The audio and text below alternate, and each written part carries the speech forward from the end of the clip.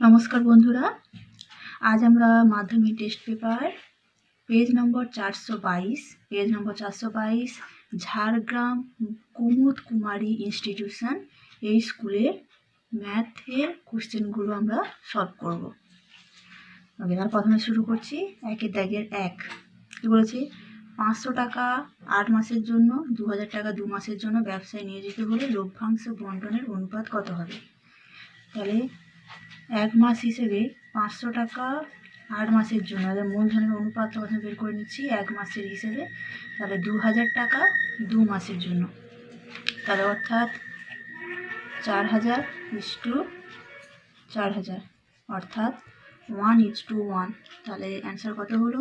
Answer হবে C. এরপরে 2, X% বার্ষিক সরল সুদের হারে কোনো মূলধন n বছরের সরল সুদ x টাকা, মূলধনের পরিমাণ কত? তাহলে মূলধন যদি p হয় তাহলে সরল সুদের হার x আর n বছর অর্থাৎ n, তাহলে p/100 ইকুয়াল টু সরল সুদ কত না x, তাহলে অর্থাৎ x আর x, তাহলে p ইকুয়াল টু 100/n টাকা। তাহলে আসল কত না, আসল হচ্ছে 100/n অর্থাৎ সি।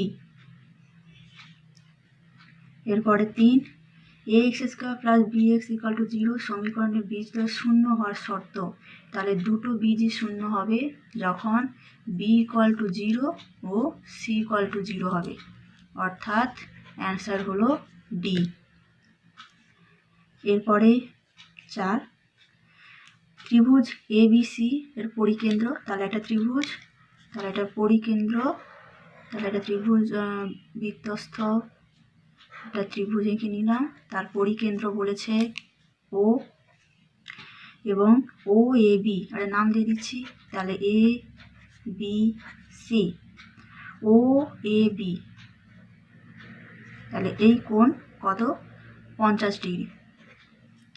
এবার দেখো OA আর OB দুজনেই কিন্তু ব্যাসার্ধ, তাহলে যে দুটো কোণ হবে অর্থাৎ OAB সমান OBA, এই দুটো কোণই সমান হবে, অর্থাৎ দুজনেই হচ্ছে 50 ডিগ্রি।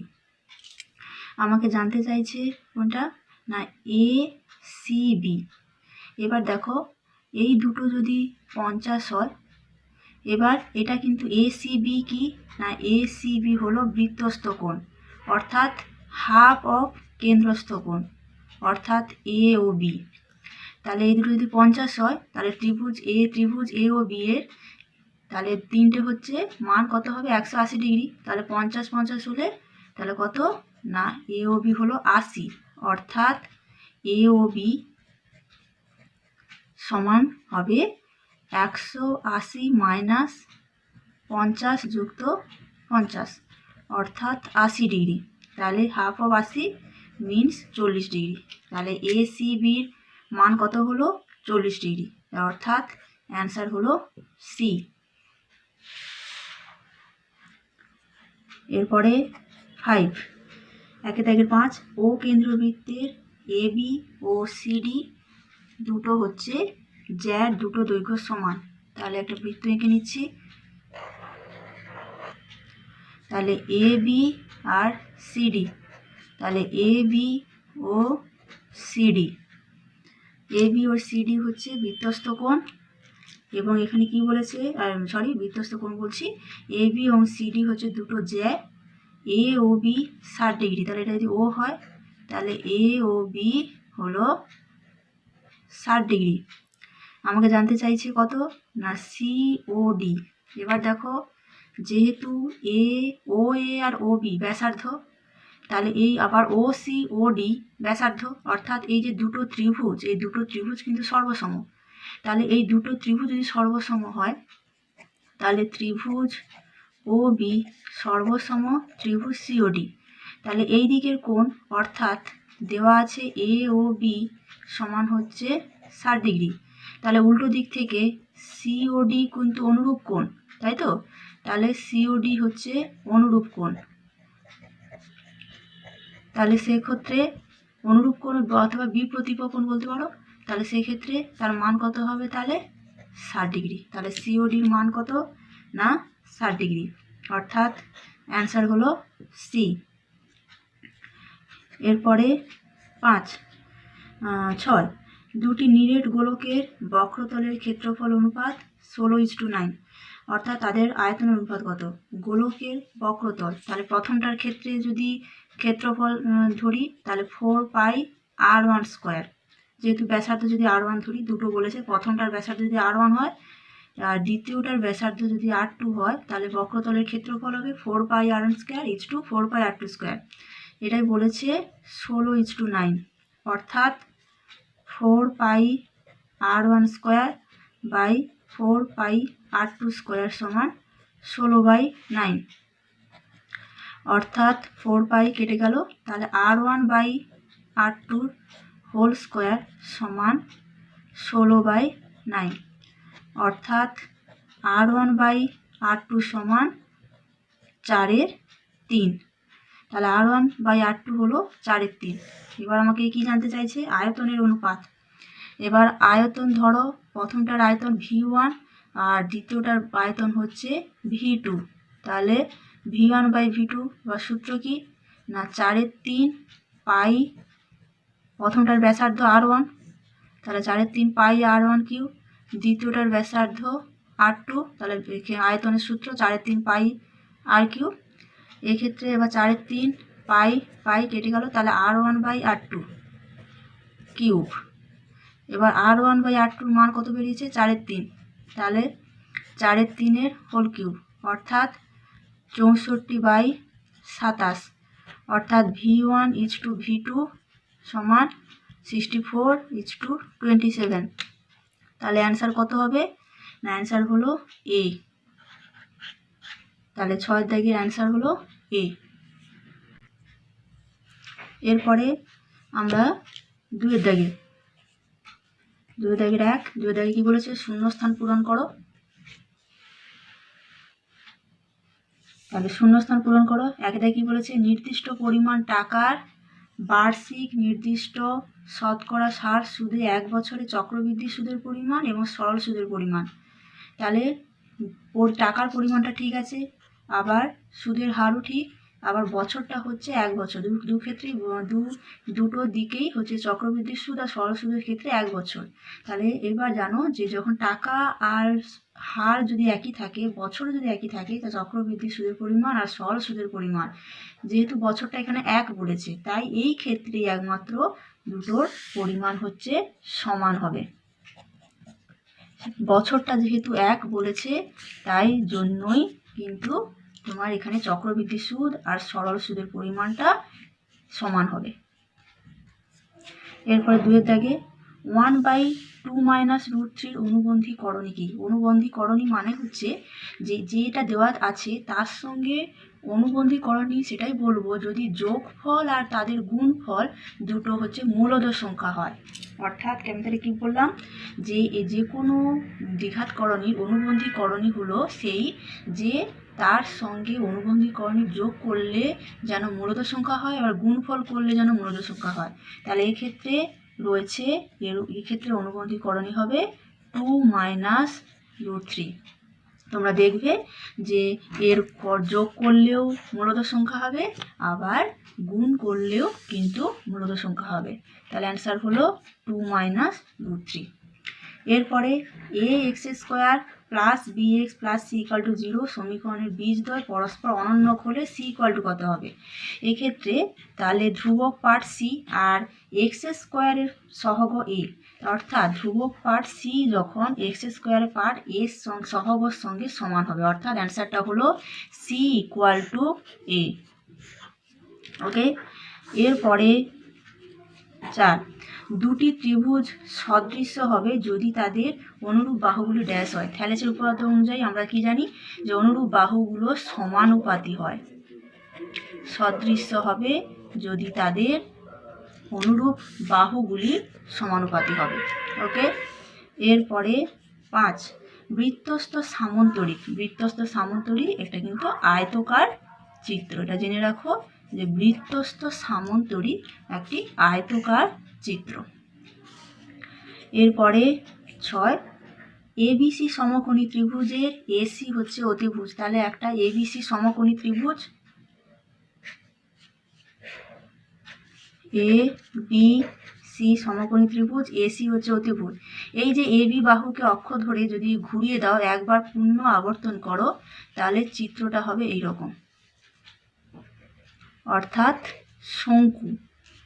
তাহলে এই যে শঙ্কু উৎপন্ন হলো, তাহলে এই শঙ্কুটির ব্যাসার্ধ কোনটা? তাহলে ব্যাসার্ধ কোনটা? না এই বাহু, বিসি বাহুটাই হচ্ছে তার ব্যাসার্ধ। তাহলে ব্যাসার্ধ হবে বিসি বাহুর দৈর্ঘ্য। তাহলে ব্যাসার্ধ কত? না বিসি বাহুর দৈর্ঘ্যটাই হচ্ছে তার ব্যাসার্ধ, শঙ্কুর ব্যাসার্ধ। এরপরে 3 দাগে সত্য মিথ্যা লেখো। সত্য মিথ্যা দেখো, তাহলে সেন্টেন্সটা কি বলেছে? অংশীদারি কারবারে মূলধন স্থির থাকলে লাভ সময়ের সঙ্গে সমানুপাতে থাকে। হ্যাঁ, তাহলে লাভ সময়ের সঙ্গে সমান অনুপাতে থাকবে, তাহলে এটা কি বলেছে? সত্য। এরপরে 2 দাগে বার্ষিক 10% হারে 100 টাকার 1 বছরের সরল সুদ ও চক্রবৃদ্ধি সুদের পার্থক্য 1 টাকা। আমরা 2 দাগের 1-এ দেখো একটা যেই শূন্যস্থান পূরণটা দিয়েছিল, সেখানে আমি কি বলেছিলাম যে চক্রবৃদ্ধি সুদ আর সরল সুদ সমান হবে কখন? না যখন তাদের মূলধন আর শতকরা হারটা, সুদের হারটা একই আছে, বছরটা 1 বছর। তাহলে এখানেও একই, দুটোই একই, কিন্তু বছরটাও একই, তাহলে পার্থক্য 1 টাকা বলেছে, কিন্তু না সমান, অর্থাৎ এটা যেটা বলেছে সেটা হলো মিথ্যা। এরপরে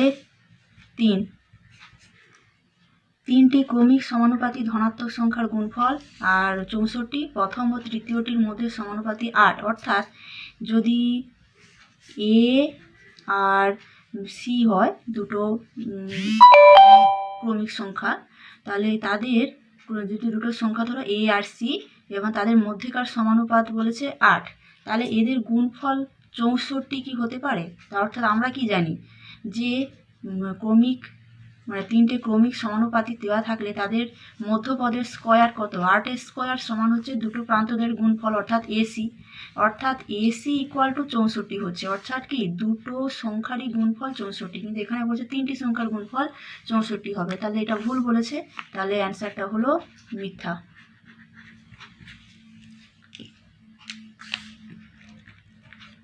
এরপরে 4 কি বলেছে? X vary z, y vary z. তাহলে এক্স ওয়াই, তাহলে এক্স সমান আমরা কি জানি? তাহলে k1 জেড, ওয়াই সমান হচ্ছে k2 জেড, যেখানে k1 k2 হচ্ছে ধ্রুবক। তাহলে এই দুটো যদি আমরা গুণ করি, তাহলে এক্স ওয়াই সমান তাহলে কি হবে? k1 k2 Z square. ওকে, তাহলে এক্স ওয়াই সমান কত? তাহলে k1 দুটোর গুণ করে দিলাম, k1 k2 জেড স্কোয়ার, অর্থাৎ তাহলে ধ্রুবক ইন্টু জেড স্কোয়ার, অর্থাৎ ধ্রুবক ইন্টু জেড স্কোয়ার, অর্থাৎ x Y varies to Z square. কিন্তু এখানে দেখো, এখানে অঙ্কটা কিন্তু জেড আছে, x Y varies to Z, অর্থাৎ জেড স্কোয়ার হচ্ছে, কিন্তু এখানে আছে ভ্যারিজ টু জেড। তাহলে এক্ষেত্রে এটা হলো মিথ্যা। আচ্ছা, এরপরে 5 অর্ধবৃত্ত অপেক্ষা বৃহত্তর বৃত্তাংশস্থ কোণ সূক্ষ্মকোণ। দেখো এটা কিন্তু সত্য, কেন না ক্ষুদ্রতর হলে হচ্ছে স্থূল কোণ হয়, এর প্রমাণ আছে।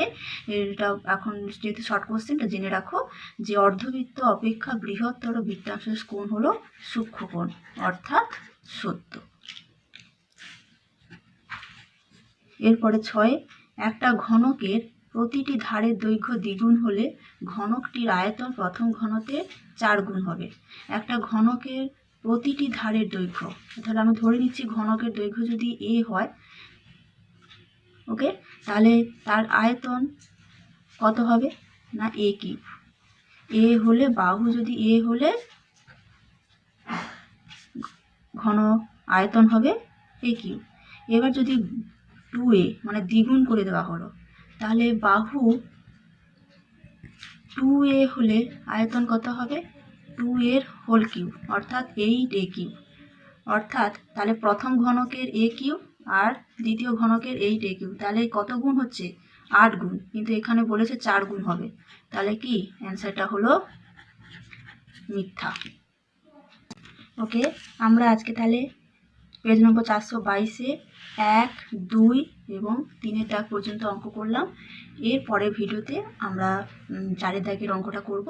তবে আজকে এই পর্যন্ত থাক, তোমরা এইগুলো বাড়িতে প্র্যাকটিস করো ভালো করে, এবং আমার চ্যানেলটাকে সাবস্ক্রাইব করতে ভুলো না।